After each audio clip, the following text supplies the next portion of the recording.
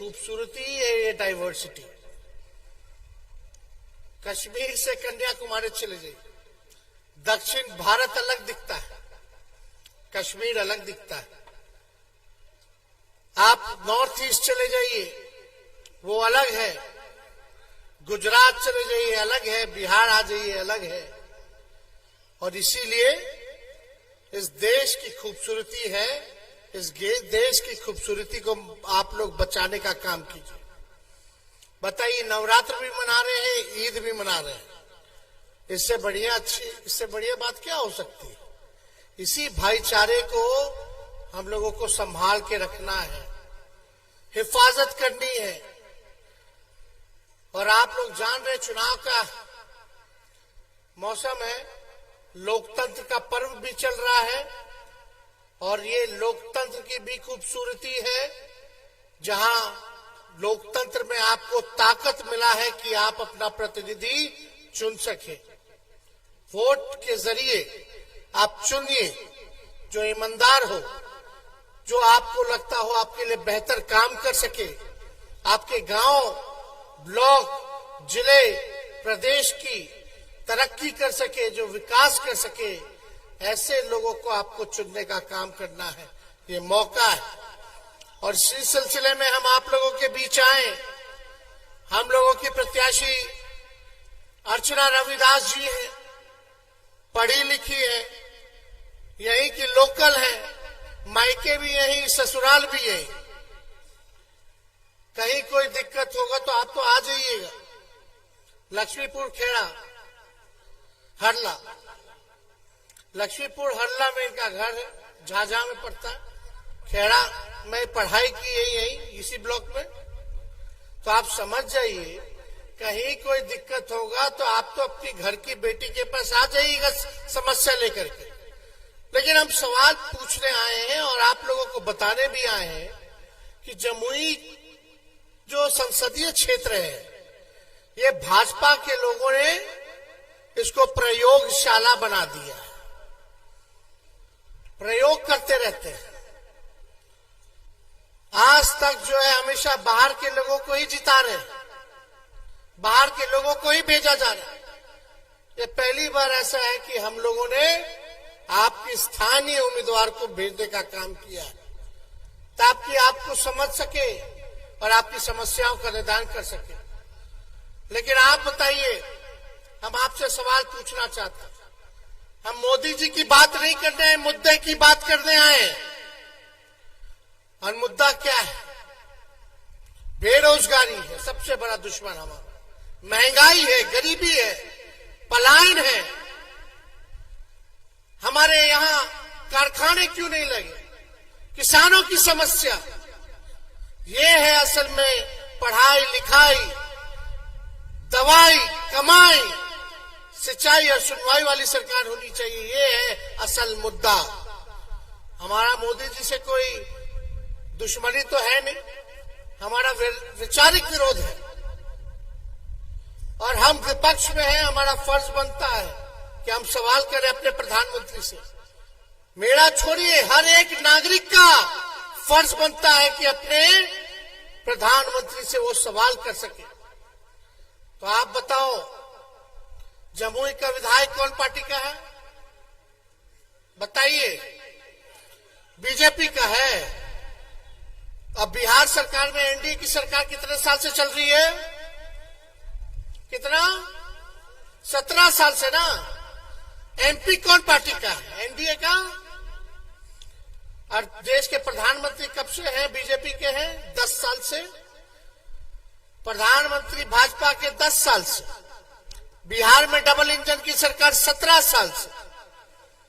BJP का विधायक, BJP का सांसद लगातार 3-4 बार से है कि नहीं? गरीबी है। बताओ नौजवान, हाथ उठा के बताओ कितना लोग बेरोजगार हैं यहां। क्या मोदी जी 10 साल, 17 साल विधायक, एमपी सब कुछ जमुई ने दे दिया? एक बार नहीं, बार बार बार बार। लेकिन महंगाई हुई है कि नहीं? जहां दुकान चले जाओ, महंगाई बढ़ी है कि नहीं बढ़ी है? गरीबी बढ़ी है कि नहीं बढ़ी है? पलायन हो रहा है कि नहीं हो रहा है?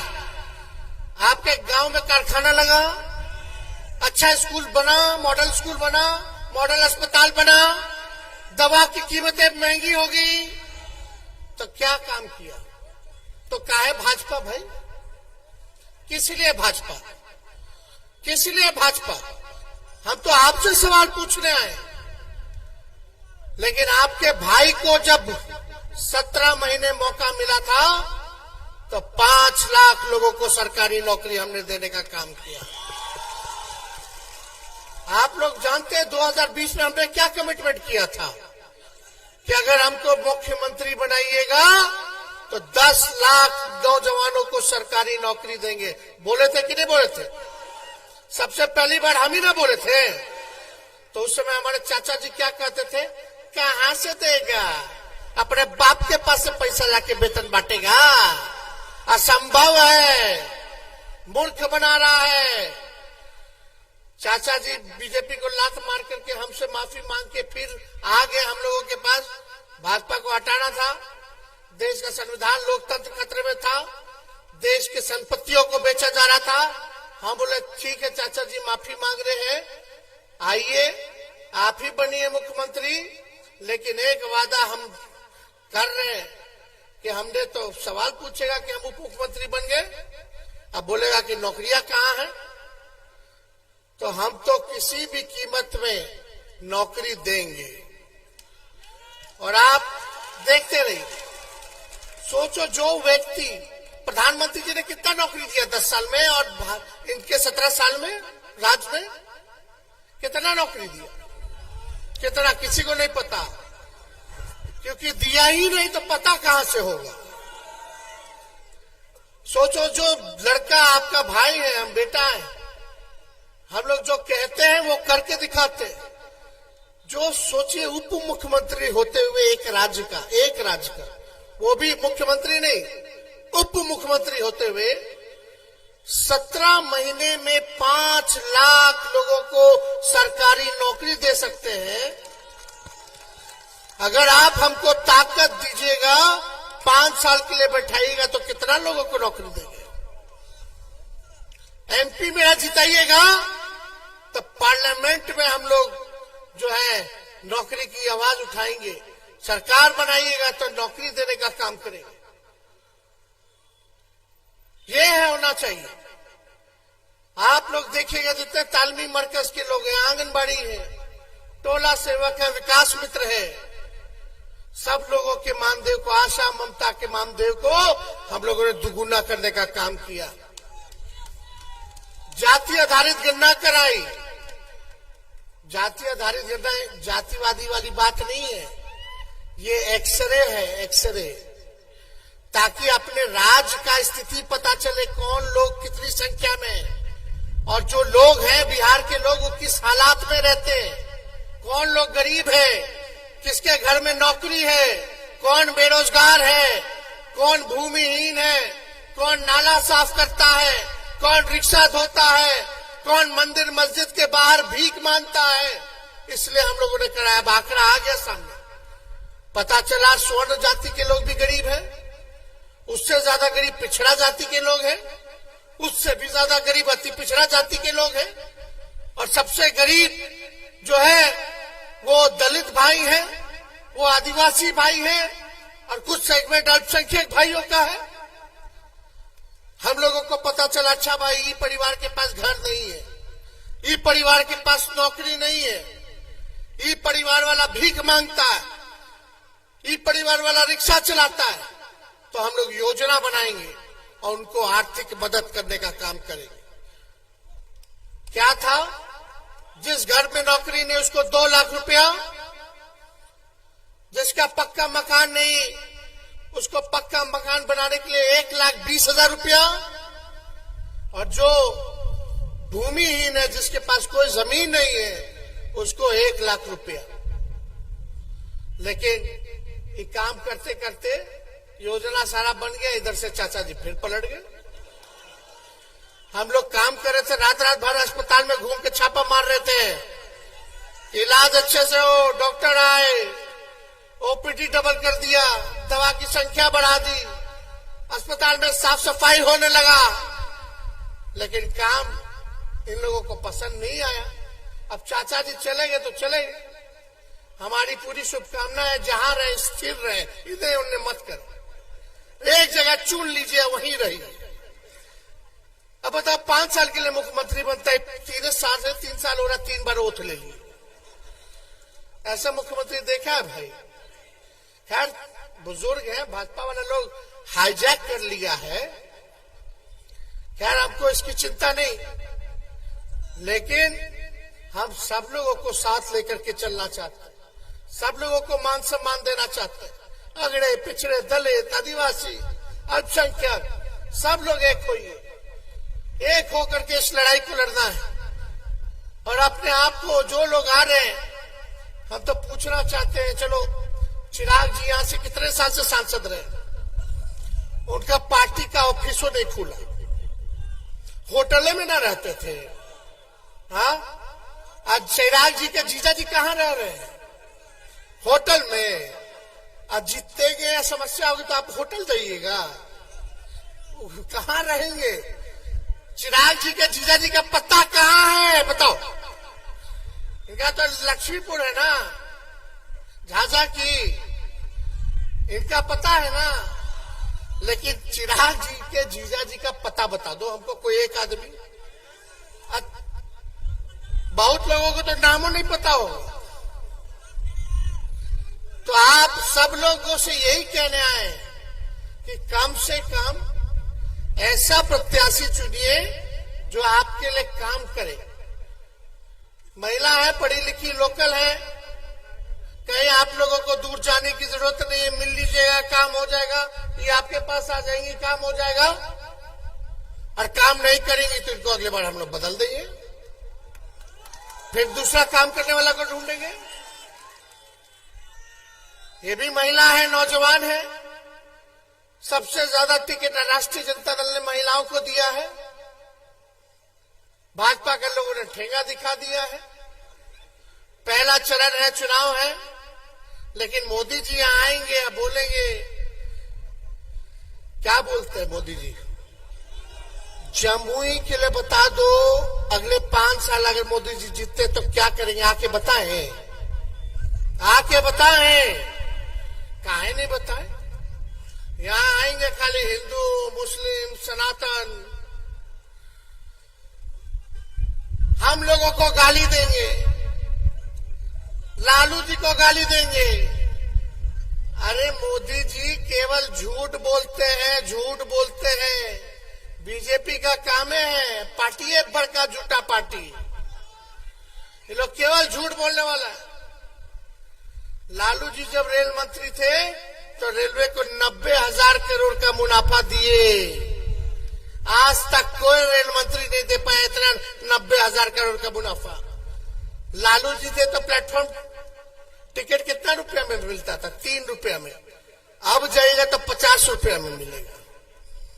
टिकट का छोड़िए, प्लेटफॉर्म टिकट का किराया कितना महंगा हो गया। टिकट कटाइएगा, यहां से दिल्ली जाना है, बम्बे जाना है तो कितना महंगा हो गया।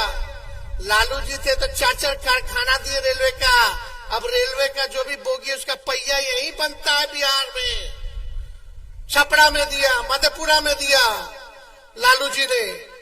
जितना कुली भाई था उसको परमानेंट कर दिया पूरे देश भर के कुली भाइयों को। बताओ, ये लालू जी ने काम किया। देश विदेश से, हार्वर्ड यूनिवर्सिटी से, एनसीआर से लोग आते थे, पढ़ते थे। लालू जी को मैनेजमेंट गुरु के नाम से जाने गए। कुहार जाति के लिए लालू जी ने कुल्हड़ चलवा दिया ट्रेन में, ताकि उनका रोटी रोजगार पेट चलता रहे। आज क्या हो रहा है रे भाई?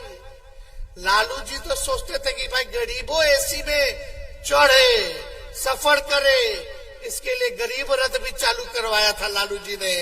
स्लीपर के भाड़े में एसी में सफर करता नजर आया गरीब। लेकिन ये मोदी जी रेलवे को बेच दिए, प्लेटफॉर्म बेच दिए, बीएसएनएल बेच दिए, एयरपोर्ट बेच दिए, सब चीज बेच दिए, एलआईसी बेच दिए।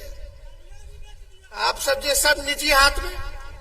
अब नौजवान लोग, कितना लोग तैयारी करते हैं यहाँ नौकरी के लिए, पहले में कितना बहाली निकलता था, अब क्या हाल है?